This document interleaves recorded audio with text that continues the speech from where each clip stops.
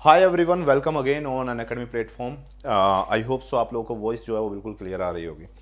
तो सर बात करते हैं। ये कंटिन्यू आ जाना चाहिए था, आज से शुरू कर रहे हैं इसको, कल भी ये रहेगा। बेसिकली ये मत सोचना कि मैं आपको इकोनॉमिकल सर्वे करवा रहा हूँ, ठीक है। मैं आपको करवा रहा हूँ केवल केवल इकोनॉमिकल सर्वे में से वो चीज़ें जो कि राजस्थान ज्योग्राफी से रिलेवेंट हैं, जुड़ी हुई हैं, जहाँ से राजस्थान के भूगोल के अंदर क्वेश्चंस बन जाया करते हैं, उसको हम देखना शुरू करेंगे। ओके, तो फर्स्ट ऑफ ऑल आप ये क्लास ले रहे हैं अनअकैडमी आरपीएस से लाइव पर, और अनअकैडमी जो है अपनी प्राइस जो है वो हाइक कर रहा है, मतलब प्राइस अपनी बढ़ा रहा है। नेक्स्ट कुछ आने वाले दिनों में आपको प्राइस बढ़ी हुई मिल जाएंगी यहाँ पे अनअकैडमी की। तो आप ज्वाइन करना चाहते हैं तो प्रेजेंट डेज में आप ज्वाइन कर सकते हैं, वर्तमान में आप इसको ज्वाइन कर सकते हैं अनअकैडमी को। और अभी जो यहाँ पे फीस स्ट्रक्चर देखने को मिल रहा है अनअकैडमी पे, राजस्थान में हमारे खूब सारे प्लेटफॉर्म आ गए हैं। तो कुछ लोग कहते हैं सर कॉम्बो ऑफर, तो कॉम्बो ऑफर अगर आप अनअकैडमी कॉम्बो ऑफर लेके आ रहा है, ग्रेड फर्स्ट और ग्रेड सेकंड अगर आप दोनों की तैयारी कर रहे हैं, तो सिंगल ग्रेड फर्स्ट की 6 महीने की फीस 4,500 है, तो आपकी ग्रेड सेकंड की 6 महीने की फीस 3,500 है, और 6 महीने के लिए कंप्लीट कॉम्बो ऑफर जो है वो 7,200 का है। इसी तरीके से ग्रेड फर्स्ट और ग्रेड सेकंड, अगर केवल ग्रेड फर्स्ट ज्वाइन करते हैं आप 12 महीने के लिए तो 5,600, और केवल सेकंड ग्रेड ज्वाइन करते हैं 12 महीने के लिए 4,500। ग्रेड फर्स्ट और ग्रेड सेकंड दोनों अगर आप ज्वाइन करते हैं तो आपकी फीस है 9,199, यानी कि 9,000 फीस आपको पे करनी पड़ेगी। इसी तरीके से कुछ लोग जो हैं वो आपका आरपीएससी कैटेगरी मतलब आरएस भी देना चाहते हैं, ग्रेड फर्स्ट और ग्रेड सेकंड, तो इसका 6 महीने का कॉम्बो 12,300 का है। ग्रेड फर्स्ट ग्रेड सेकंड और आरपीएससी का 12 महीने का कॉम्बो जो है वो 15,499 का है। अगर आप सिंगल कोर्स लेना चाहते हैं तो वो भी ले सकते हैं। अनअकैडमी आरपीएससी जो है केवल केवल आपको ग्रेड आरपीएससी की फीस देखने को मिलेगी 6,300 साल भर की, और 2 साल की 7,560 अगर आप केवल आरएस की तैयारी कर रहे हैं। अगर आप केवल ग्रेड फर्स्ट की तैयारी कर रहे हैं तो ग्रेड फर्स्ट सब्सक्रिप्शन ले सकते हैं, और केवल ग्रेड सेकंड की तैयारी कर रहे हैं तो ग्रेड सेकंड। अदरवाइज आप कॉम्बो सारे लेना चाहते हैं तो कॉम्बो सब्सक्रिप्शन भी ले सकते हैं। डिस्काउंट के लिए आप कोड यूज कर सकते हैं टीटी लाइव, और जैसे ही आप ये कोड यूज करेंगे तो आपको 10% का ऑफ मिल जाएगा। ओके, तो चलिए सर, ये थी आप लोगों के लिए इंफॉर्मेशन। अब बात करते हैं कुछ कृषिगत योजनाओं से राजस्थान के अंदर, जो कि इकोनॉमिकल सर्वे से अपने को देखने को मिलती हैं। देखो, एक क्वेश्चन है ये मुख्यमंत्री बीज स्वावलंबन योजना, यहां से पूछा जाता है कई बार कि मुख्यमंत्री जो बीज स्वावलंबन योजना जो है, इसका मुख्य उद्देश्य क्या है। मुख्य उद्देश्य मैं बोल सकता हूं कृषकों को उन्नत किस्म का बीज उपलब्ध करवाना। कॉलेज लेक्चर के अंदर यहां से क्वेश्चन आया था कि वर्तमान में इसका क्रियान्वयन किया जा रहा है मुख्यमंत्री बीज स्वावलंबन योजना का। देखिए, राजस्थान के अंदर कृषि जलवायु प्रदेश की बात करी जाती है तो 10 कृषि जलवायु प्रदेश देखने को मिलते हैं, और मुख्यमंत्री बीज स्वावलंबन योजना जो है ये प्रारंभ जो करा गया था वो राजस्थान के 3 कृषि जलवायु प्रदेश के अंदर या खंडों के अंदर, कोटा, भीलवाड़ा और उदयपुर। परंतु वर्ष 2018-19 से योजना राजस्थान के जितने भी 10 के 10 कृषि जलवायु प्रदेश हैं उन सभी के अंदर चलाई जा रही है।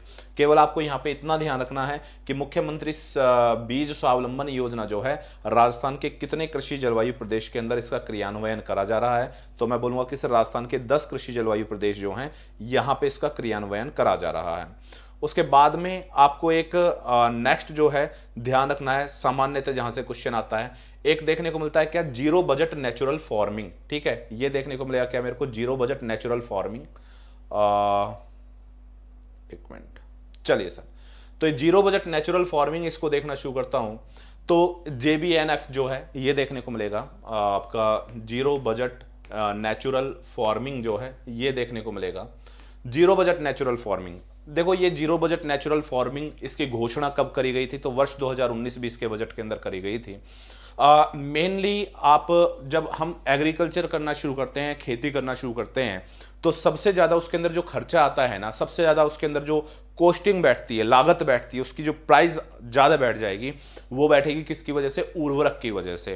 कीटनाशक जो हैं वो काफी महंगे आते हैं। तो zero budget natural farming Rajasthan के अंदर घोषणा करी गई 19-20 के अंदर, या JBNF जो है ये 19-20 के अंदर आपकी घोषित करी गई। स्लोगन क्या है इसका, खेती में जान तो सशक्त किसान। ठीक, ये इसका स्लोगन है। दूसरा बात करते हैं कि जीरो बजट नेचुरल फार्मिंग जो है ये राजस्थान के अंदर स्टार्टिंग के अंदर इसमें पायलट प्रोजेक्ट, मतलब हमने ये चला के देखी थी कि हाँ सर एक बार इसको चला के देखते हैं। तो ये राजस्थान के 3 जिले टोंक, सिरोही और बांसवाड़ा के अंदर क्रियान्वित करा गया था। परंतु वित्त वर्ष जो देखने को मिलता है फाइनेंशियल ईयर 2021, यहां पे राजस्थान के कितने जिलों में चलाई जा रही है? 15 जिले। अब जिले याद मत रखना कि कौन कौन से जिलों में क्रियान्वित है। क्वेश्चन ये पूछा जाएगा कि zero budget natural farming Rajasthan के कितने जिलों में वर्तमान में क्रियान्वित की जा रही है? तो राजस्थान के 15 जिलों के अंदर ये क्रियान्वित करी जा रही है। अब देखो जीरो बजट नेचुरल फार्मिंग जो है ना, यहां पे इसका उद्देश्य जो है वो क्या रहेगा, या जीरो बजट नेचुरल फार्मिंग आप कैसे लेके आओगे?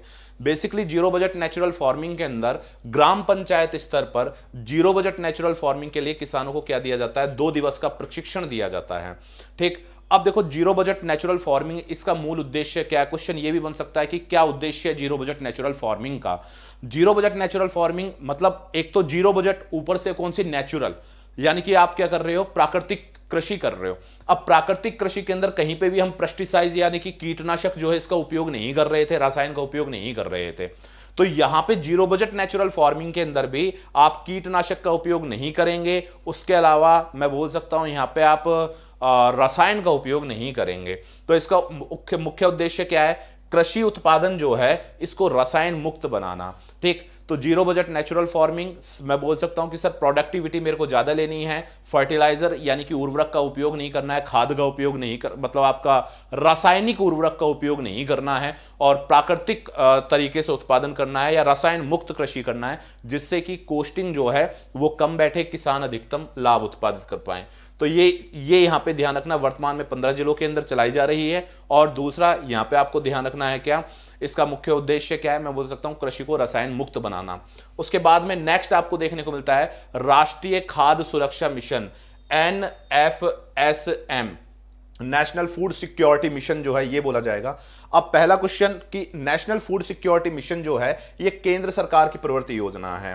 ठीक, अब देखो यहां पे दिमाग में आपको याद क्या क्या रखना है, या क्वेश्चन क्या क्या बनते हैं। आप डायरी में लिखना चाहो या अपने नोट्स में लिखना चाहो, नोट्स में लिख लो। अदरवाइज इनकी पीपीटी जो है दोस्त मैं बना रहा हूं, और मेरे को पीपीटी बनाने में जो है ना वो लगेगा थोड़ा सा टाइम, और वो लगभग आपको 8 से 10 दिन के अंदर मैं प्रोवाइड करवा पाऊंगा। अभी हैंड टू हैंड मैं प्रोवाइड नहीं करवा सकता, मैं उपलब्ध नहीं करवा सकता। आओ चलो sir, national food security mission, तो यहां पे क्वेश्चन पहला बनता है नेशनल फूड सिक्योरिटी मिशन केंद्र सरकार की योजना, वर्ष 2007-8 के अंदर राजस्थान के अंदर गेहूं और दलहन पर राष्ट्रीय खाद्य सुरक्षा मिशन प्रारंभ करा गया था।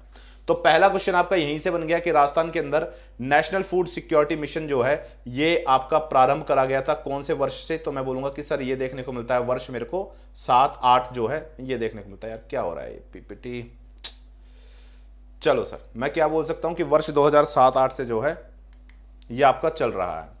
अब sir national food security mission जो है, दूसरा क्वेश्चन क्या आता है मेनली, देखो कभी भी आपसे पूछा जाए कि जो योजनाएं जो हैं केंद्र और राज्य का वित्त पोषण कितना है, सामान्यतः योजनाओं के अंदर यही पूछता है कि इसके अंदर वित्त पोषण कितना है, केंद्र सरकार जो है वो कितना दे रही है और राज्य सरकार जो है वो कितना वित्त पोषण कर रही है। तो मैं बोलूंगा कि सर वित्त पोषण की बात आ रही है तो यहां पे देखने को मिलता है मेरे को अनुपात कितना, 60-40 का। यानी कि यहां पे कॉस्टिंग जो बैठ रही है, मान लो 100 रुपए बैठ रहे हैं, तो 100 रुपए के अंदर जो अनुदान है 60 रुपए केंद्र सरकार के द्वारा प्रदत्त है और 40 रुपए जो है वो राज्य सरकार के द्वारा प्रदत्त है। तो केंद्र और राज्य का वित्त पोषण देखने को मिलता है, या केंद्र या राज्य के द्वारा इसके अंदर आपका वित्त पोषण करा जा रहा है। केवल इसमें इतना ध्यान रखना है। एक चीज का ध्यान और रखना, सामान्यतः अधिकांश तो स्कीम जो है वो आपको क्या दिखाई देंगी, 60-40 के अनुपात पे ही दिखाई देंगी। अधिकांशतः, सारी नहीं है, अधिकांशतः क्या दिखाई देंगी, 60-40 के अनुपात पे आपको देखने को मिलती हैं। ओके नेक्स्ट सर, इसके अंदर इतना ही आपको ध्यान रखना है और कोई ज्यादा इसके अंदर रॉकेट साइंस है नहीं सर। नेक्स्ट आगे जो मतलब इसके अंदर इंपॉर्टेंट देखने को मिलता है वो देखने को मिलता है कि आपका एक मिनट सर, आ जाइए सर। नेक्स्ट जो है आपको देखने को मिलेगा क्या, राष्ट्रीय टिकाऊ खेती मिशन जो है ये देखने को मिलता है। देखो टिकाऊ, टिकाऊ का मतलब होगा आपका सस्टेनेबल, ठीक है। राष्ट्रीय टिकाऊ कृषि मिशन NMSA जो देखने को मिलता है, नेशनल सस्टेनेबल मैं बोल सकता हूं आपका एग्रीकल्चर मिशन जो है ये देखने को मिलेगा आपका। तो राष्ट्रीय टिकाऊ खेती मिशन, अब देखो बात आती है टिकाऊ की, ठीक है, चाहे टिकाऊ बात कर लीजिए, चाहे सस्टेनेबल बात कर लीजिए, चाहे आप इसके आगे सतत लगा लीजिए, बात एक ही है। टिकाऊ या सतत की बात करी जाए तो सतत का मतलब क्या होता है कि सर वर्तमान जो संसाधन है इनका हम मितव्ययता पूर्वक उपयोग करें।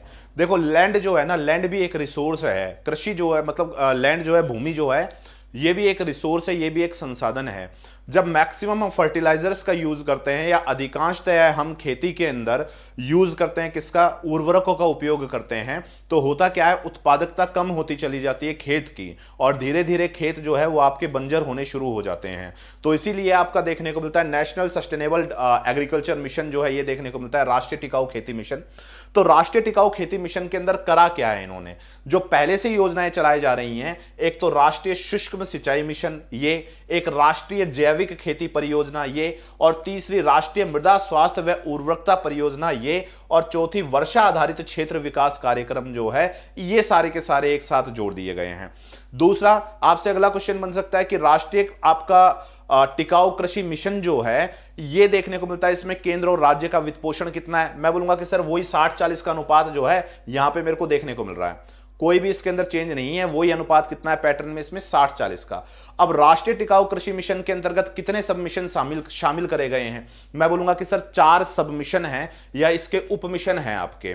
पहला कौन सा, पहला देखने को मिलता है वर्षा आधारित क्षेत्र का विकास। तो वर्षा आधारित क्षेत्र का विकास, यहां पे इसने कहा है कि राज्य के अंदर जो भी हमें कृषि जलवायु क्षेत्र देखने को मिलते हैं, इन क्षेत्र के अंदर आपका सामान्यतया या आपका कृषि पद्धति, मतलब यहां पे आपका समन्वित कृषि पद्धति, साथ में पशुपालन करा जाए, साथ में उद्यान आधारित कृषि जो है ये करी जाए, मतलब वृक्ष आधारित कृषि जो है, इन प्रणालियों का विकास करा जाए। ठीक। दूसरा यहां पे आप बोल सकते हो कि कृषि पद्धति के साथ वर्मी कंपोस्ट इकाई जो है, इनकी स्थापना करी जाए।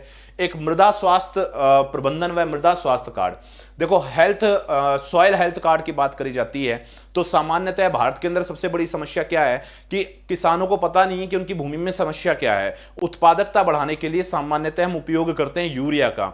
मान लीजिए किसी खेत के अंदर उत्पादकता कम हो रही है और वो यूरिया की वजह से नहीं हो रही है, उसके अंदर कुछ और कमी है, यानी कि नाइट्रोजन की कमी नहीं है खेत के अंदर या मिट्टी के अंदर किसी और तत्व की कमी, और हम उसके अंदर नाइट्रोजन डाले जा रहे हैं अनाधुंध। जब तक वास्तविक समस्या का पता नहीं होगा, जब तक आप उस वास्तविक समस्या का उपचार नहीं करोगे, तब तक उत्पादकता नहीं बढ़ती है। और इसी के उद्देश्य से लेके आए हम क्या, सॉइल हेल्थ कार्ड या मृदा स्वास्थ्य प्रबंधन और मृदा स्वास्थ्य कार्ड। तो ये योजना जो है, मृदा का परीक्षण करा जाता है, और यहां पे मृदा का परीक्षण सेवाओं को बढ़ावा देने के साथ साथ मृदा स्वास्थ्य कार्ड जो है ये जारी करा जाता है।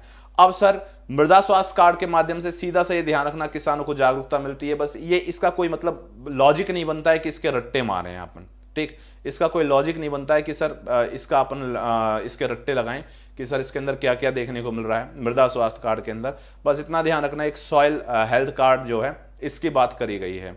नेक्स्ट सर आगे आप देखना शुरू करते हो, तो इसी के अंदर आगे देखने को मिलता है कि आपका परंपरागत कृषि विकास योजना। तो देखो कई बार परंपरागत कृषि विकास की बात करी जाती है, तो मैं बोलूंगा परंपरागत कृषि वही आपका, आप इस परंपरागत कृषि के अंदर क्या करेंगे, मैं जैविक खेती जो है ना, इस पे मैं ध्यान दूंगा, या पर्यावरण आधारित न्यूनतम लागत तकनीक जो है इनका उपयोग करूंगा। रासायनिक उर्वरकों का उपयोग नहीं करूंगा इसके अंतर्गत, मैं इसके अंदर गोबर खाद वगैरह या कंपोस्ट खाद वगैरह है, इनका उपयोग करा जाएगा। तो परंपरागत कृषि विकास जो है ये करा जाए, जैविक खेती को प्रोत्साहित किया जाएगा इसके अंतर्गत। और सीधा सा आप बोल सकते हो कि सर यहां पे आप जैविक खेती के आधार पे प्रोडक्शन जो है, उत्पादकता के अंदर वृद्धि करी जाएगी। ठीक। एक सर इसी के अंदर जोड़ा गया है कि आपका कृषि वानिकी उप मिशन। तो देखो कृषि वानिकी उप मिशन राष्ट्रीय टिकाऊ खेती मिशन के तहत वृक्षारोपण जो है इसको प्रोत्साहित करा जाए, और इसके विस्तार मतलब यहां पे आप देखना शुरू करोगे, कृषि वानिकी एक उप मिशन जो है वर्ष 2017-18 यहां पे शुरू करा गया था, ये इसमें ध्यान रखना है। दूसरा इसके अंतर्गत गुणवत्तापूर्ण पौधेरोपण जो है इनके लिए सामग्री उपलब्ध करवाई जाएगी, और कृषि जलवायु प्रदेश के अंदर विभिन्न कृषि वानिकी डेटाबेस जो है वो देखने को मिलते हैं। इसके अंदर ज्यादा आपको चीजें जो है वो ध्यान नहीं रखनी है। एक देखने को मिलता है यहां पे कि आपका सामान्यतः क्वेश्चन जो बनता है देखने को मिलेगा, प्रधानमंत्री फसल बीमा योजना। तो प्रधानमंत्री फसल बीमा योजना जो है, पहली बात तो इसकी शुरुआत जो है ये कब करी गई, तो वर्ष 2016 के अंदर इसकी शुरुआत करी गई है। पहला तो आपको ये ध्यान रखना है। दूसरा, अब इस योजना के अंतर्गत खाद्य फसल देखने को मिलती हैं, जैसे मैं बोल सकता हूं अनाज, मोटे अनाज, दाल, तिलहन और वाणिज्यिक बागवानी फसलें जो हैं इनको शामिल करा गया है। खाद्य फसलों को शामिल करा गया है, तिलहन को, दालों को, दालें भी आपकी खाद्य में ही आ जाएंगी, तिलहन देखने को मिलते हैं। उसके अलावा कॉमर्शियल क्रॉप यानी कि मैं गन्ने की बात कर सकता हूं, यानी कि मैं कपास की बात कर सकता हूं, और बागवानी फसलें जो हैं इनको शामिल करेंगे। अब देखो यहां पे इसके अंतर्गत जो है प्रीमियम राशि के अंतर्गत खरीफ फसलों को कृषक जो देगा प्रीमियम के लिए वो 2% देगा, और रबी के लिए कृषक जो प्रीमियम देगा वो 1.5% देगा, और कॉमर्शियल क्रॉप के लिए जो कृषक प्रीमियम देगा वो 5% देगा। कैसे मतलब सर? इसका मतलब मैं ये समझ सकता हूं, मान लीजिए बीमा राशि 100 रुपए है, तो अगर मान लीजिए फसल जो है वो खरीफ की है तो आप 2 रुपए जो है वो किसान देगा। अगर मान लीजिए जो फसल है वो रबी की है तो किसान जो है 1.5 रुपया देगा, और मान लीजिए कॉमर्शियल क्रॉप है तो किसान जो है 5 रुपया देगा। 100 रुपए अगर क्या है इसकी बीमा राशि। अब मुद्दा यह आता है कि सर 100 रुपए बीमा राशि है, किसान यहां पे 2 रुपया दे रहा है, 1.5 रुपया दे रहा है, 5 रुपया दे रहा है, तो बाकी का पैसा इस बीमा राशि का कौन दे रहा है? तो बाकी का पैसा आप देखोगे भारत सरकार, और मैं बोल सकता हूं इसके अंदर आपका राज्य सरकार जो है ये करती हैं। तो इसमें मेंशन करा गया है भारत सरकार द्वारा जारी संशोधित निर्देशानुसार खरीफ 2020 के लिए असिंचित क्षेत्रों के लिए 30% और सिंचित क्षेत्रों के लिए 25% की अधिकतम प्रीमियम का अनुदान जो है ये केंद्र द्वारा वहन किया जाएगा। ठीक, नेक्स्ट सर इसके अंदर आप आगे यहां पे ध्यान रखना, ये तो हो गई सर आपका बीमा के अंदर कितना कितना अनुदान दिया जा रहा है। उसके अलावा कुछ छोटी मोटी योजनाएं जो हैं वो भी हैं जहां से सामान्यतः क्वेश्चन आपके बन जाते हैं। उद्यानिकी की सर यहां पे आ जाइए, राष्ट्रीय बागवानी मिशन, ये राष्ट्रीय बागवानी मिशन, ठीक है, राष्ट्रीय कृषि सिंचाई सूक्ष्म परियोजना, यस, एक ये है, यहां से आपका क्वेश्चन आता है प्रधानमंत्री कृषि सिंचाई योजना या सूक्ष्म सिंचाई, आपका PMKSY या आपका MI जो देखने को मिलता है, मिनी इरिगेशन जिसको बोल सकते हो आप, या प्रधानमंत्री कृषि सिंचाई योजना बोल सकते हो। तो स्पेशली आपका ये योजना जो है यहाँ पे आपका पानी बचाने के लिए लघु सिंचाई पद्धति, जिसके अंदर ड्रिप और फवारा सिंचाई पद्धति जो है इसका उपयोग, उसके साथ में जल प्रबंधन की व्यवस्था। अब देखो चाहे आप ड्रिप सिंचाई कर रहे हो, चाहे आप यहाँ पे फवारा स्प्रिंकलर से सिंचाई कर रहे हो, इन दोनों में सेटअप लगाने के लिए कोस्टिंग जो है वो काफी अच्छी बैठती है। तो बेसिकली इसके अंदर भी अनुदान दिया जा रहा है। तो ये जो योजना देखने को मिलेगी आपका केंद्र और राज्य का अनुदान राशि जो है कितना है इसके अंदर अनुपात 60-40। ठीक, ये इसके अंदर ध्यान रखना है आपका कि अनुदान कितना है इस योजना के अंदर, केंद्र और राज्य की संयुक्त परियोजना है तो कितना कितना इसके अंदर दोनों का अंश है, तो 60 और 40 जो है ये अंश है। ये ध्यान मत रखना कि वर्ष 2021-22 के अंदर इसके अंदर कितने करोड़ खर्च कर दिए, भाई साहब कोई मतलब नहीं है, कितने करोड़ खर्च कर दिए कोई मतलब नहीं है, नहीं पूछा जाएगा। ठीक, फवारा संयंत्र वगैरह जो है वो आपके स्थापित करे गए। हाँ, क्वेश्चन ये बनता है, अब यहां से क्या बनता है क्वेश्चन, देखो आपको सीधा सीधा कई बार आप देखना शुरू करोगे, कृषि वगैरह आपके टॉपिक में है ज्योग्राफी में, तो कई बार क्वेश्चन सीधा सीधा इससे उठा लेता है कि दिसंबर 2021 तक राजस्थान राज्य के अंदर ड्रिप सिंचाई के अंतर्गत कितना क्षेत्र आता है। तो आप बोलोगे दिसंबर 2021 तक राजस्थान के अंदर 19,312 हेक्टेयर भूमि जो है वो ड्रिप सिंचाई के अंतर्गत आती है, और मिनी फवारा संयंत्र के अंतर्गत राजस्थान राज्य में कितनी भूमि आती है, तो आप लोग बोलोगे 34,518 हेक्टेयर। ये फैक्ट आपको याद रखने हैं, इस फैक्ट से सीधे क्वेश्चन आते हैं। आप देखेंगे कि दिसंबर 2021 तक राजस्थान राज्य के अंदर कुल ड्रिप सिंचाई भूमि कितनी है, या राज्य के अंदर कुल आपका मिनी फवारा संयंत्र जो है कितने क्षेत्र पर स्थापित हो गए हैं, तो ये फैक्ट आपको ध्यान रखने हैं। ठीक, यहां से क्वेश्चन आ सकता है या आता है। नेक्स्ट आपको देखने को मिलेगी क्या, सौर ऊर्जा आधारित पंप परियोजना। तो सिंपल सा सर, जितने भी अपने को देखने को मिलते हैं, ट्यूबवेल देखने को मिलते हैं या अपने बोरवेल देखने को मिलते हैं, तो यहां पे मोटर लगाई जाती हैं, और मोटर लगाई जाती हैं तो वो देखो दो तरीके से काम करेंगे, या तो आप डीजल का कोई इंजन रखो या ट्रैक्टर चलाओ, वो नहीं चला रहे हो आप, डीजल का इंजन नहीं रख रहे हो, या फिर आप क्या करोगे मोटर चलाओगे, मोटर चलाओगे बिजली का कनेक्शन लेना पड़ेगा, बिजली का बिल भी आएगा। ठीक है, और बिजली भी कई बार नियमित रूप में नहीं आती है। सबसे बड़ी समस्या यह है कि कृषि भूमि वाला जो क्षेत्र होता है वहां पे बिजली जो है वो नियमित रूप से आपूर्ति नहीं होती है, या बीच बीच में कट लगते हैं तो खेत भरने में समय ज्यादा लगता है। तो यहां पे क्या है, सोलर ऊर्जा बेस जो है ये पंप परियोजना, प्रधानमंत्री कुसुम योजना जो है इसको बोल सकते हैं। तो वर्ष 2019-20 में भारत सरकार के नवीन व नवीकरणीय ऊर्जा मंत्रालय द्वारा अब यह सीधा क्वेश्चन बनता है कि प्रधानमंत्री कुसुम योजना निम्नलिखित में से किसके द्वारा संचालित करी जा रही है? भारत सरकार के द्वारा, राजस्थान राज्य पंचायत राज के द्वारा, भारत सरकार पर्यावरण मंत्रालय द्वारा, या फिर आपका भारत सरकार के नवीन व नवीकरणीय ऊर्जा मंत्रालय द्वारा? तो यहां पे आंसर क्या होगा? भारत सरकार के नवीन व नवीकरणीय ऊर्जा मंत्रालय द्वारा सौर ऊर्जा आधारित कुसुम परियोजना जो है यह क्रियान्वित करी जा रही है। ठीक है, नेक्स्ट आपका यहां पे कुसुम परियोजना प्रधानमंत्री किसान ऊर्जा सुरक्षा व उत्थान महाअभियान देखने को मिलता है। यहां पे आप देखना शुरू करोगे तो इसके अंदर आपका 3 एचपी से 10 एचपी तक की क्षमता के सौर ऊर्जा पंप संयंत्र की स्थापना, इसके साथ साथ आपका 7.5 एचपी क्षमता वाले पंप के लिए अनुदान जो है वो दिया जा रहा है यहां पे। नेक्स्ट ये देखो, ये क्वेश्चन शायद मैंने देखा है राजस्थान के अंदर किसी एग्जाम के अंदर कि वर्ष 2000 दिसंबर 2021 तक राजस्थान के अंदर सौर ऊर्जा पंप संयंत्र कितने स्थापित करे जा चुके हैं? तो ये 64,010, ठीक है, 64,010 जो है 64010 जो है ये दिसंबर 21 तक का डाटा ध्यान रखना। इकोनॉमिकल सर्वे में जहां डाटा दे रखा है कि दिसंबर 21 तक ये हमने उपलब्धि प्राप्त करी है, ये आपको ध्यान रखना है। उसके अलावा ये परियोजना जो है, अब देखो यहां पे इसके अंदर अंश कितना है, तो इसके अंदर योजना के अंतर्गत 60% जो है ना ये अनुदान दे है। मान लो पंप सेट लगाने के अंदर 100 रुपए लग रहे हैं, तो 100 रुपए लग रहे हैं ना, तो 60 रुपए जो है वो सरकार देगी, 40 रुपए आपको देने हैं अपने। ठीक है, तो यहां पे 60% है। अब 60% भी बटा हुआ है, कैसे बटा हुआ है? केंद्र सरकार जो है वो 30% देगी और राज्य सरकार 30% देगी। मान लो पंप सेट लगवा रहा है कोई किसान, 100 रुपए उसकी लागत है, तो 60 रुपए जो है वो सरकार देगी। अब 60 रुपए में भी 30 रुपए जो है वो केंद्र सरकार देगी और 30 रुपए जो है वो राज्य सरकार देगी, और बाकी के बचे हुए 40 रुपए जो है वो किसान देगा। ठीक है, नेक्स्ट सर आपका आगे आप देख सकते हो दिसंबर 2021 तक। हां देखो यहां पे इस चीज का ध्यान रखना, वर्ष 2010 से 11 से लेकर दिसंबर 2021 तक आपके 64,010 सोलर पंप संयंत्र जो है वो स्थापित कर चुके हैं, और दिसंबर 2021 तक 13,880 सौर ऊर्जा संयंत्रों की स्थापना। देखो ये पंप की बात कर रहा है, यहां पे सौर ऊर्जा संयंत्र जो है इसकी बात कर रहा है। ठीक है, तो सौर ऊर्जा संयंत्र, इन दोनों में क्वेश्चन आते हैं सर। सोलर एनर्जी वाला चैप्टर जो है ना वो सबसे ज्यादा इंपॉर्टेंट है इसके अंदर।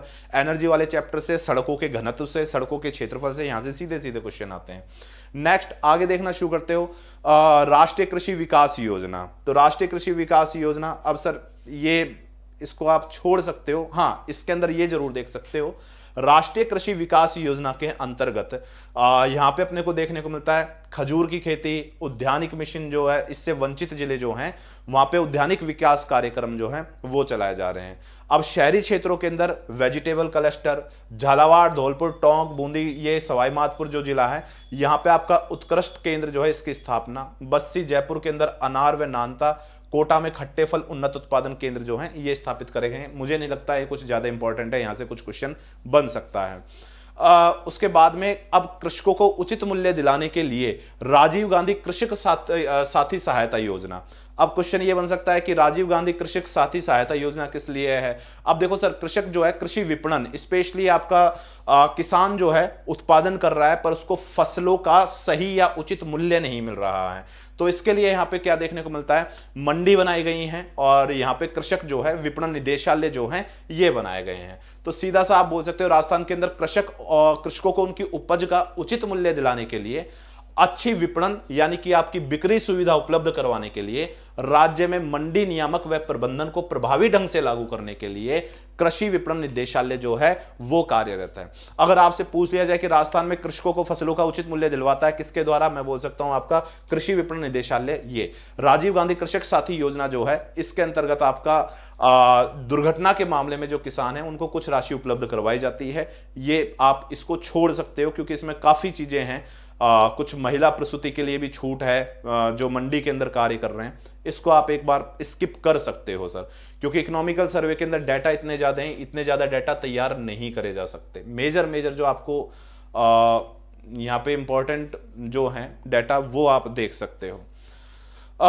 नेक्स्ट सर आपका ये एक देखने को मिलता है, शायद मे बी यहां से क्वेश्चन बन जाए, आप इसको लिख भी सकते हो, नोट भी कर सकते हो। क्वेश्चन यहां से यह बन सकता है कि कृषि विपणन बोर्ड जो है राजस्थान के अंदर, राजस्थान में व्यापक नीति राज्य कृषि प्रसंस्करण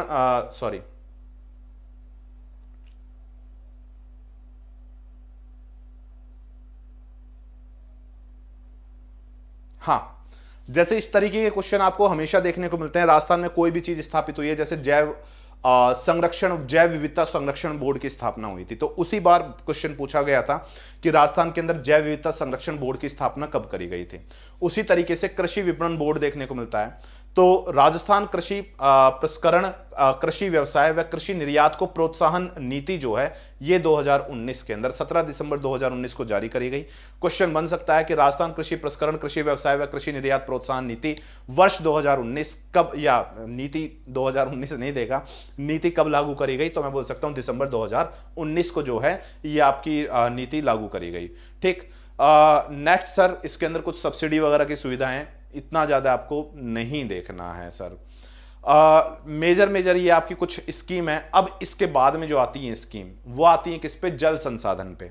ठीक है, अब देखो जल संसाधन पे आप देखना शुरू करते हो, राजस्थान राज्य के अंदर आपको परियोजना देखने को मिलती है, 3 परियोजनाएं। 3 परियोजना कौन सी होंगी, वृहद परियोजना, मध्यम परियोजना और सूक्ष्म परियोजना। ठीक है, अब सर दिमाग में मेरे क्वेश्चन आता है कि सर ये 3 परियोजना कैसे हैं, वृहद परियोजना कौन सी होती है, मध्यम कौन सी होती है और सूक्ष्म परियोजना कौन सी होती है।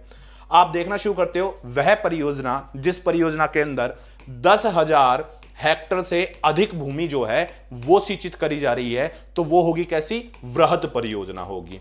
ठीक है, दूसरा, वह परियोजना जिसके अंदर आपका 10,000 से तो कम, 10,000 से तो कम परंतु आपका 2,000 हेक्टर से अधिक भूमि सिंचित करी जा रही है, तो यह कैसी होगी, इसको बोलते हैं अपन मध्यम परियोजना या मिड प्रोजेक्ट बोलते हैं। उसके अलावा 2,000 हेक्टर से कम भूमि जहां सिंचित करी जा रही है उसको हम क्या बोलेंगे, उस परियोजना को बोलेंगे हम लघु परियोजनाएं। ठीक है, तो सिंचाई की 3 परियोजनाएं होती हैं, वृहद परियोजना, मध्यम परियोजना या सूक्ष्म या लघु परियोजना। इसको लघु भी बोल सकते हो या इसको सूक्ष्म सिंचाई परियोजना भी आप बोल सकते हैं।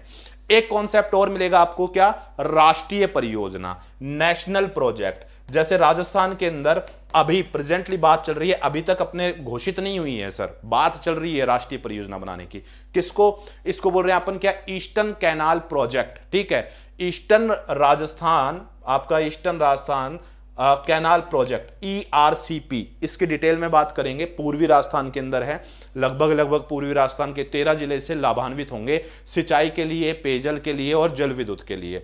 देखो राष्ट्रीय परियोजना अभी तक ये बनी नहीं है, ERCP बनाने की बात करी जा रही है, बार बार स्टेट गवर्नमेंट या राजस्थान सरकार कह रही है केंद्र सरकार से किसको, आप राष्ट्रीय परियोजना बनाओ। सर राष्ट्रीय परियोजना क्यों बनाओ, देखो कोई भी जब परियोजना बनती है तो इसके अंदर डैम बनाए जाते हैं, डैम जब बनाए जाते हैं तो उसकी कोस्टिंग जो है वो ज्यादा बैठ जाती है, क्योंकि उस बांध क्षेत्र के अंदर जो भूमि आ रही है आपको उस भूमि की कीमत देनी पड़ेगी उस भूमि के मालिक को। उसके अलावा वहां पे आप जो मतलब यहां पे बांध बना रहे हो, यहां पे आपका इंफ्रास्ट्रक्चर जो है ये आपको स्टैब्लिश करना पड़ेगा, उसमें लागत लगती है। ठीक है, तो ये जो राष्ट्रीय परियोजना जो होती हैं, अभी तक ये राजस्थान के अंदर ईस्टर्न कैनाल प्रोजेक्ट को नहीं बनाया गया है। सामान्यतः इनके अंदर अंश कितना होता है, सामान्यतः क्या होता ही इसके अंदर अंश 90-10 का है राष्ट्रीय परियोजना में, और इसलिए राजस्थान गवर्नमेंट कह रही है कि राजस्थान के पूर्वी भाग में जो ईस्टर्न कैनाल प्रोजेक्ट देखने को मिलता है इसको राष्ट्रीय परियोजना घोषित करा जाए। ठीक, जैसे ही राष्ट्रीय परियोजना घोषित कर देगी तो राज्य केंद्र सरकार, तो इसके अंदर जो लागत बैठेगी उस लागत का 90% जो है वो केंद्र सरकार के द्वारा अनुदानित राशि से होगा और 10% जो है वो राज्य सरकार के द्वारा अनुदानित राशि से होगा। ये होती हैं राष्ट्रीय परियोजना। और सिंचाई परियोजना कैसी, 10,000 हेक्टेयर तक या इससे अधिक क्षेत्र जो है वृहद परियोजना, 10 से 2,000 मध्यम, और 2,000 हेक्टेयर से कम की जो परियोजना होती है क्षेत्र को सिंचित करती है उसको क्या बोलते हैं, लघु परियोजना या सूक्ष्म परियोजना। अब देखो यहां से सीधे सीधे क्वेश्चन पूछा जाता है आपसे, सीधा सीधा क्वेश्चन क्या पूछा जाता है। पहला क्वेश्चन तो ये बन जाता है कि सर ये बताइए कि राजस्थान राज्य के अंदर वृहद परियोजना जो है वो कितनी है। ठीक, जैसे आपकी जल संसाधन के अंदर यहां पे परियोजनाएं देखने को मिलती हैं, तो वर्ष 2021-22 तक आपका वृहद परियोजना राजस्थान में कौन कौन सी हैं या कितनी हैं कुल। तो अभी तक अपने पास में जो वृहद परियोजनाएं ये हैं 7 मेजर जो है, मतलब अपने ब्रॉड लेवल पे या वृहद स्तर की जो परियोजनाएं हैं वो 7 हैं, जिसमें 10,000 हेक्टेयर या इससे अधिक भूमि जो है सिंचित करी जाती है। अब कौन कौन सी परियोजना है, एक तो देखने को मिलेगी आपको नर्मदा नहर परियोजना। ठीक, तो नर्मदा नहर परियोजना जो है ना, इसके अंदर राजस्थान भी आ जाएगा, गुजरात भी आ जाएगा, MP भी आ जाएगा, ठीक, महाराष्ट्र भी आ जाएगा, ये इससे लाभान्वित हैं। अब ये परियोजना आपको डिटेल में पढ़नी है कि सर नर्मदा नहर परियोजना जो है यहां से राजस्थान के कौन कौन से जिले लाभान्वित हैं।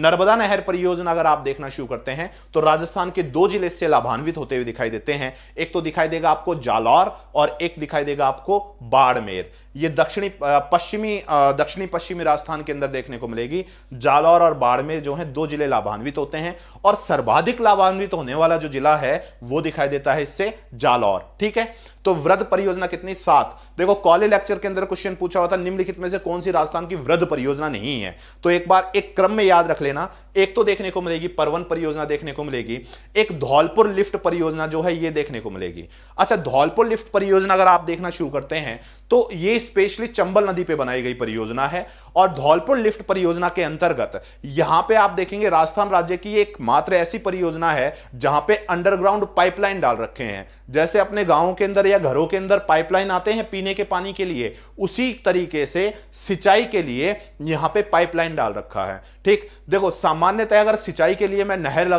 बनवाते हैं हम, या सिंचाई के लिए आप नहर के द्वारा या किसी नालों के द्वारा किसी क्षेत्र में पानी लेके जाते हैं तो सबसे बड़ी समस्या उच्च तापमान के कारण वाष्पीकरण की समस्या। दूसरी समस्या एक और होती है, गवर्नमेंट जब कभी नहर बनाती है ना तो नहर के लिए सिंचाई करने के लिए आपको कनेक्शन लेना पड़ता है, वो उसके रखरखाव के लिए कुछ राशि देनी पड़ती है कि भाई पानी उपयोग ले रहे हो तो गवर्नमेंट को कुछ पैसा तो दो, इसका मेंटेनेंस तो हो सके। अब सामान्यतः नहरों के अंदर क्या होता है, पानी चोरी होता है यार। अगर यहां पे हम पाइपलाइन डाल देंगे ना तो ये समस्या जो इसका समाधान हो जाएगा। जिस किसान ने कनेक्शन ले रखा है वो सिंचाई करेगा। अब ध्यान रखना, ये जो देखने को मिलती है कौन सी, धौलपुर लिफ्ट परियोजना जो है ये कंपलसरी है। क्या इस पे कंपलसरी क्या है, अगर यहां पे आप कनेक्शन लेते हो तो पाइपलाइन आपके खेतों में बिछा दी जाएंगी और आपको जो सिंचाई करनी है वो किस तरीके से करोगे, केवल फव्वारा सिस्टम से, स्प्रिंकलर से करोगे। तो वृहद परियोजना में नर्मदा नहर परियोजना, परवन नदी पर परवन परियोजना देखने को मिलेगी, धौलपुर लिफ्ट देखने को मिलेगी। पश्चिमी राजस्थान के अंदर राजस्थान के मरु क्षेत्र जल पुनर्गठन परियोजना, या इसको बोल सकते हैं अपन RWSRPD, ये इंदिरा गांधी कैनाल जो है वो इसी के अंतर्गत आती है। उसके बाद में नवनेरा बांध देखने को मिलेगा, एक देखने को मिलता है आपको उच्च स्तरीय नहर परियोजना और एक पीपल खूंट, ये देखने को मिलती है 7 वृहद परियोजनाएं। 5 परियोजना देखने को मिलेगी मध्यम परियोजना। यहां से डेफिनेटली क्वेश्चन आता है, क्वेश्चन में क्रम डाल देगा कि निम्नलिखित में से कौन सी राजस्थान की मध्यम परियोजना है, तो गरहड़ा, ताकली, आपका गागरिन, लहासी और हथियादेह परियोजना। ये डिटेल में बात करेंगे परियोजना में कौन से जिले में कौन सी है, तो राजस्थान ज्योग्राफी के अंदर ये देखेंगे हम। ठीक, और लघु परियोजना कितनी है, 41। तो सीधा सीधा फैक्ट ध्यान रखना है आपको, राजस्थान के अंदर वृहद परियोजना 7 देखने को मिलती है, मध्यम परियोजना 5 देखने को मिलती है और लघु सिंचाई परियोजना कितनी है राजस्थान के अंदर, 41 है, छोटी छोटी। और सर्वाधिक लघु सिंचाई परियोजना की अगर आप बात करोगे, ये आगे इसके अंदर देखने को मिलेगा, ये परियोजना स्पेशली आपको देखेंगे कहां पे, बारा के अंदर और झालावाड़ के अंदर। ये जो दक्षिणी पूर्वी राजस्थान है यहां पे लघु सिंचाई परियोजनाएं आपको सबसे ज्यादा देखने को मिलेंगी। ठीक, अब देखो परवन वृहद परियोजना, तो ये बहुउद्देश्य, अब देखो जहां पे लग गया ना बहुउद्देश्य परियोजनाएं, मल्टीपर्पज प्रोजेक्ट, तो बहुउद्देश्य यानी कि एक से अधिक उद्देश्य की पूर्ति कर रहा है वो। वहां पे उसका पानी भी पी लो, खेत में सिंचाई भी कर लो, वहां पे बांध भी बना दिया जाएगा, हाइडल पावर प्रोडक्शन जो है वो भी हम कर लेंगे, या हाइडल यानी कि जल विद्युत उत्पादन कर लेंगे। जल विद्युत उत्पादन नहीं कर रहे हैं तो आसपास कोई थर्मल पावर प्लांट है उसको पानी मिल जाएगा। ठीक, अब देखो कोयले से बिजली जो बनती है ना, ऐसा नहीं है कोयले को जलाया बिजली निकाल ली उससे, कोयले से तो हम केवल ताप उत्पन्न करते हैं, हीट जनरेट करते हैं, और उस हीट से हम क्या करते हैं, वाष्पीकरण करना शुरू करेंगे पानी का। तो पानी तो होना चाहिए उसके लिए हमारे पास में, और वाष्पीकरण करेंगे तो अब उस वाष्प से टरबाइन घुमाई जाती हैं और आपका पावर जनरेट करी जाती है, विद्युत उत्पादन करा जाता है। तो परवन वृहद बहुउद्देश्य सिंचाई परियोजना देखने को मिलती है, झालावाड़ के निकट परवन नदी पर निर्माणाधीन देखने को मिलेगी। अब कितनी कॉस्ट बैठ रही है ये हमें याद नहीं रखना है, हां ये जरूर पूछा जा सकता है कि लगभग, अब देखो यहां पे इसके अंदर परवन के अंदर स्पेशली कुछ फैक्ट देखने को मिल जाते हैं जो सामान्यतः हमारे पास में एग्जाम में आ जाते हैं। क्या आ जाते हैं, कितना अमाउंट है नहीं मतलब, हमें परियोजना के अंतर्गत लगभग 1821 गांव जो हैं इनको पेयजल उपलब्ध करवाएगा, प्लस झालावाड़, बारा और कोटा, ये जो 3 गांव जिले देखने को मिलते हैं, झालावाड़, बारा और कोटा। ठीक, यहां पे दिखाई देगा दक्षिणी पूर्वी राजस्थान के अंदर झालावाड़ के बगल में बारा और यहां पे कोटा, ये जो 3 जिले हैं यहां पे आपका लगभग 2,01,400 हेक्टेयर भूमि जो है इसकी सिंचाई सुविधा उपलब्ध करवाई गई है। तो क्वेश्चन यह बन सकता है कि परवन परियोजना के अंदर कौन कौन से जिले जो हैं जो सिंचित देखने को मिलते हैं। तो आर्थिक समीक्षा के अंदर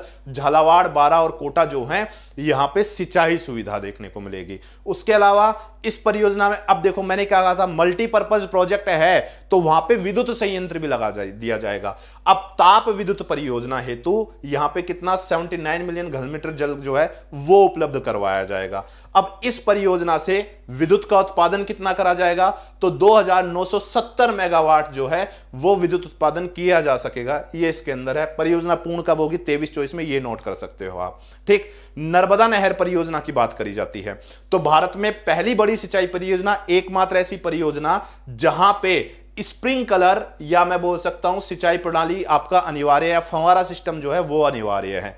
तो ये क्वेश्चन आपने बहुत से एग्जाम में देखा होगा राजस्थान में भूगोल के अंतर्गत कि आपकी राजस्थान की कौन सी ऐसी परियोजना है या भारत की पहली ऐसी कौन सी परियोजना है जिसके अंतर्गत पूरे कमांड क्षेत्र या संपूर्ण क्षेत्र में आपका स्प्रिंकलर सिंचाई प्रणाली जो है वो अनिवार्य है। तो नर्मदा नहर परियोजना के अंदर अभी मैंने बताया राजस्थान के 2 जिले लाभान्वित हैं, जालौर और बाड़मेर। सामान्यतः आपने क्वेश्चन पेपर में देखा होगा, और बाड़मेर और जालौर जो देखने को मिलते हैं तो ध्यान रखना इसके अंतर्गत सबसे ज्यादा जो लाभान्वित हो रहा है वो कौन सा जिला हो रहा है, जालौर जिला लाभान्वित हो रहा है।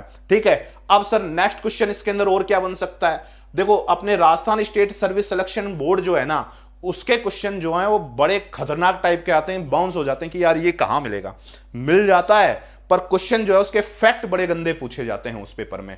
आपसे पूछ लेगा नर्मदा नहर परियोजना के बारे में उपरोक्त में से सही कथन चुनिए।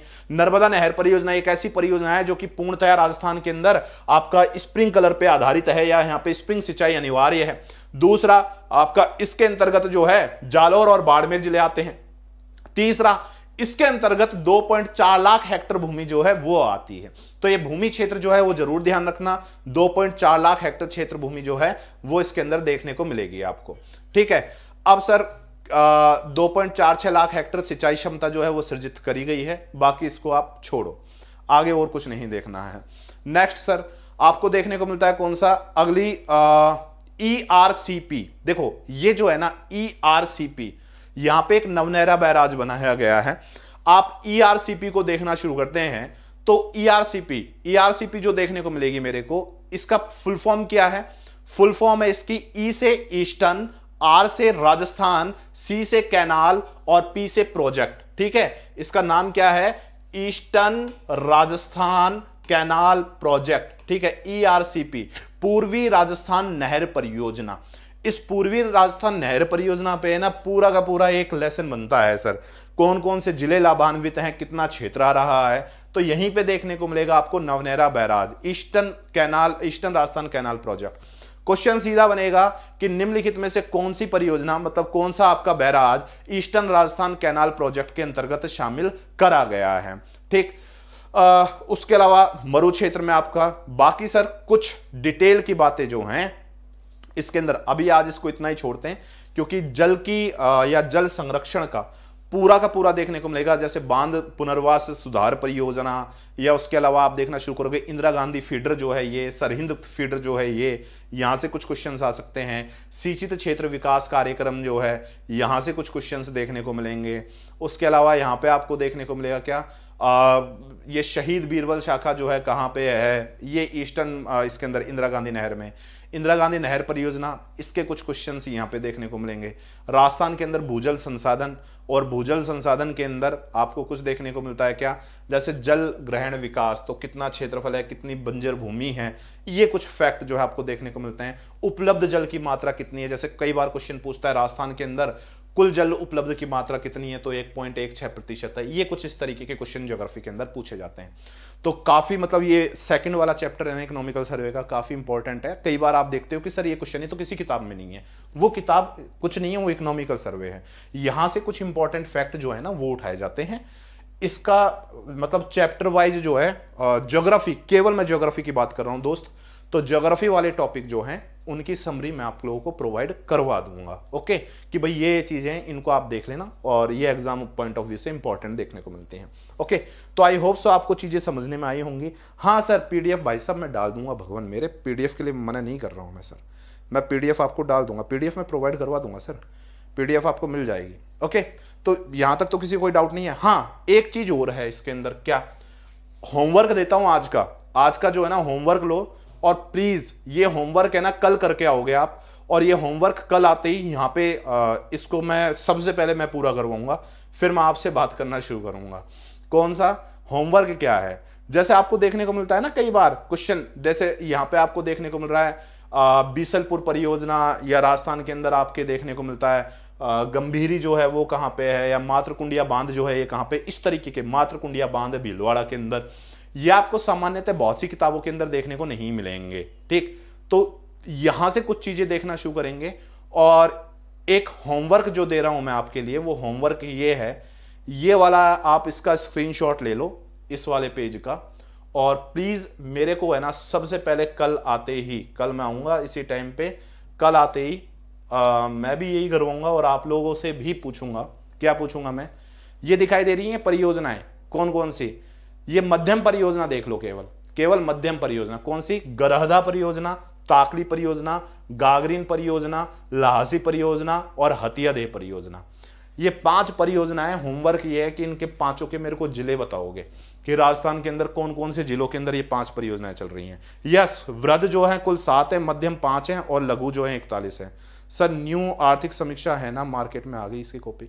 भाई जी मैं टेलीग्राम पे डाल दूंगा इस पे, ये नई वाली है आर्थिक समीक्षा, पुरानी वाली नहीं है। टेलीग्राम चैनल है ना अपना ज्योग्राफी बाई तुषार त्यागी, वहां पे करवा दूंगा। सर फॉरेस्ट रिपोर्ट और राजस्थान की परेशानी रिपोर्ट में क्या फर्क है? सर फॉरेस्ट रिपोर्ट और राजस्थान की प्रशासनिक रिपोर्ट में यह फर्क है कि इंडिया फॉरेस्ट रिपोर्ट के अकॉर्डिंग राजस्थान के अंदर सर्वाधिक जो वन बताए जा रहे हैं वो बताए जा रहे हैं आपका उदयपुर, उदयपुर पे के बाद में आपका अलवर, अलवर के बाद में प्रतापगढ़, प्रतापगढ़ के बाद में बारा। ठीक, उदयपुर, अलवर, प्रतापगढ़, बारा जो है इस तरीके से बताए जा रहे हैं आपके, और भीलवाड़ा, इस तरीके से 5 जिले बता रखे हैं। बट राजस्थान राज्य की जो प्रशासनिक रिपोर्ट है ना, वो राजस्थान के अंदर सबसे ज्यादा वन बता रही है उदयपुर के अंदर और बारा के अंदर। ठीक, दूसरी चीज सर, राजस्थान प्रशासनिक रिपोर्ट प्रतिवेदन के अनुसार आपको राजस्थान के अंदर आरक्षित वन, राजस्थान के अंदर संरक्षित वन और राजस्थान के अंदर अवर्गीकृत वनों का पता लगेगा। पर इंडिया फॉरेस्ट रिपोर्ट के अकॉर्डिंग अगर आप देखना शुरू करेंगे तो आपको राजस्थान के अंदर अत्यधिक सघन वन यानी कि very densed forest, mid densed forest and open forest, खुले वन जो हैं उनका पता लगेगा। जैसे मैंने बताया था कि राजस्थान के अंदर वेरी डेंस्ड फॉरेस्ट जो देखने को मिलते हैं या अत्यधिक सघन वन जो देखने को मिलते हैं, ये राजस्थान राज्य के मेजर अपने को 6 जिले जो हैं देखने को मिलेंगे वेरी डेंस्ड फॉरेस्ट के अंदर। एक तो देखने को मिलेगा कि आपको अलवर देखने को मिलेगा, अलवर के अलावा पूर्वी क्षेत्र के अंदर आप देखेंगे राजस्थान में, आप इसको इस तरीके से ले लो, कहां पे, यहां आ जाओ मेरे साथ में, यहां आ जाओ, यहां आ जाओ सर। क्या देखने को मिलेगा अपने को? एक तो देखने को मिलेगा, इसको इस तरीके से ले लो, ये पूर्वी राजस्थान, ये पश्चिमी राजस्थान। पूर्वी राजस्थान के अंदर देखने को मिलेगा अलवर, अलवर का पड़ोसी जो है वो देखने को मिलता है अपने को क्या, जयपुर, तो जयपुर देखने को मिलेगा एक, और एक देखने को मिलता है अपने को बूंदी जिला। ये 3 जिले तो हो जाएंगे ये आपके, ठीक, वेरी डेंस्ड फॉरेस्ट। और पश्चिमी राजस्थान के अंदर आपको देखने को मिलेगा एक तो हनुमानगढ़ देखने को मिलेगा, हनुमानगढ़ के अलावा एक देखने को मिलेगा आपको क्या, बीकानेर जो है ये देखने को मिलेगा, और बीकानेर के अलावा एक जो तीसरा जिला देखने को मिलेगा वो जैसलमेर देखने को मिलेगा। सामान्यतः अपने दिमाग में ये रहता है कि यार जैसलमेर, बीकानेर में तो वेरी डेंस्ड फॉरेस्ट या अत्यधिक सघन वन हो ही नहीं सकते हैं, पर यहाँ पे पश्चिमी राजस्थान में 3 जिले और पूर्वी राजस्थान के 3 जिले, कुल 6 जिले हैं राजस्थान के जहां पे वेरी डेंस्ड फॉरेस्ट देखने को मिलते हैं। ये पता लगेगा आपको इंडियन फॉरेस्ट रिपोर्ट से या भारतीय वन सर्वेक्षण रिपोर्ट जो है उससे। ठीक, वो राजस्थान वन रिपोर्ट नहीं बताएगा। ये अंतर है, दोनों मेरे को मैंने करवाई हुई है आपकी। ठीक,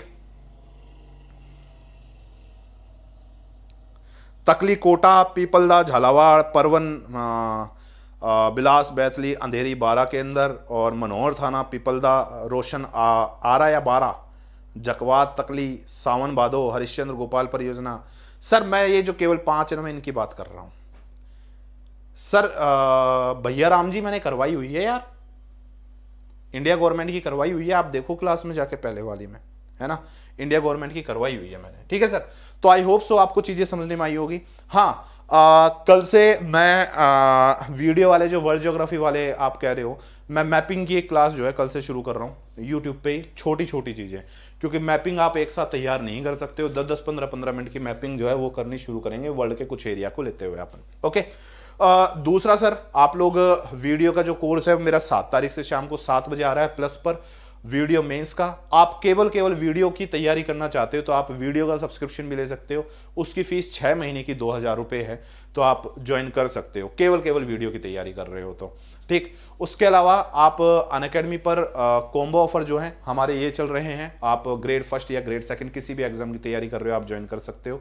क्लासेस आपको जितनी भी मिलेंगी वो सारी की सारी लाइव मिलेंगी। ये फीस स्ट्रक्चर है प्रेजेंट डेज का हमारा कॉम्बो सब्सक्रिप्शन का। स्कॉलरशिप टेस्ट सीरीज भी चलती है, तो ये एवरी संडे सुबह 10 बजे चलेगी।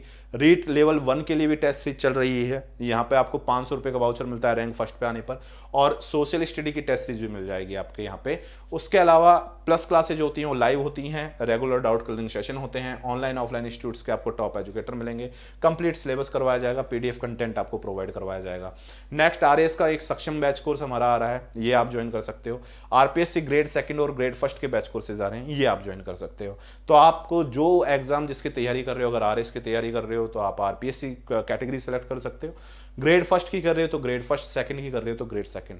नो डाउट ग्रेड फर्स्ट के अंदर ऑप्शन ज्योग्राफी कोर्स मिलेंगे मेरे, और ग्रेड सेकंड में मिलेंगे। इस तरीके के कोर्स आप ज्वाइन कर सकते हो यहाँ पे। उसके अलावा आप अनअकैडमी लाइव जो चैनल है यहाँ पे आपको मेरी क्लासेस देखने को मिलेंगी, तो ये आप ज्वाइन कर सकते हो डेली रात को। टेलीग्राम चैनल है ज्योग्राफी बाय तुषार त्यागी, और अगर आपको वीडियो अच्छी लगी तो प्लीज लाइक कीजिए, चैनल को सब्सक्राइब कीजिए और ज्यादा से ज्यादा शेयर कीजिए। तो सर फिर मिलते हैं कल एक नेक्स्ट सेशन के अंदर रात को इसी वक्त। तब तक के लिए thank you, goodbye and have a nice day. Sir नहीं सर, प्रशासनिक रिपोर्ट करवाओ या पीडीएफ भेज दो। सर प्रशासनिक करवाई हुई है, प्रशासनिक रिपोर्ट करवाई हुई तो है भैया राम जी, मैंने प्रशासनिक रिपोर्ट है ना, जब वीडियो का पेपर था तब करवाई हुई है, और प्रशासनिक की मैं पीडीएफ टेलीग्राम पे डाल दूंगा अभी, है ना, जो टेलीग्राम चैनल है ज्योग्राफी बाय तुषार त्यागी वहां पे डाल दूंगा मैं। ठीक है भैया राम जी, यस प्रशासनिक के डाल दूंगा। तो चलो सर, होमवर्क आपको मिल गया है कल का, तो कल मिलते हैं फिर इसी टाइम पे यहाँ पे यूट्यूब पे। तो तब तक के लिए थैंक यू, गुड बाय। इसके अंदर मेजर जो ज्योग्राफी वाले टॉपिक है मैं वो करवाऊंगा, सतत विकास वाला टॉपिक है, सड़क वाला है, ऊर्जा वाला है, वो टॉपिक देखेंगे। तो तब तक के लिए thank you, goodbye and have a nice day.